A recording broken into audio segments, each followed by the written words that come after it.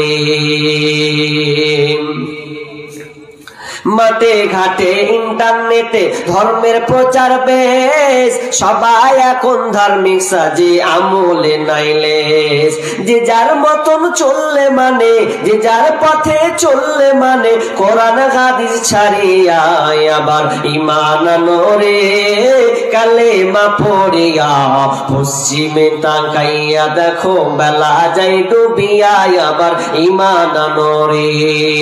তার মানে আপনাকে যত শিরকে আমরা নিমজ্জিত আছি, এগুলো থেকে আমাদেরকে বাঁচতে হবে। কসম খাবেন আল্লাহর নামে, কোনোদিন তাবিজ বাঁধবে না, এগুলো থেকে আপনি বাঁচার চেষ্টা করুন। খবরদার যুক্তি দিয়ে ইসলাম চালাবেন না। ইসলাম কোনো যুক্তির উপর নির্ভরশীল নয়, কোরআন সুন্নাহ মোতাবেক আপনাকে মানতে হবে। তার যতগুলো আপনাকে একটা একটা করে বললাম, অনেক শিরক আরো আছে। এগুলো শিরক খুব ভয়াবহ জিনিস। আল্লাহ তাআলা বলছেন যে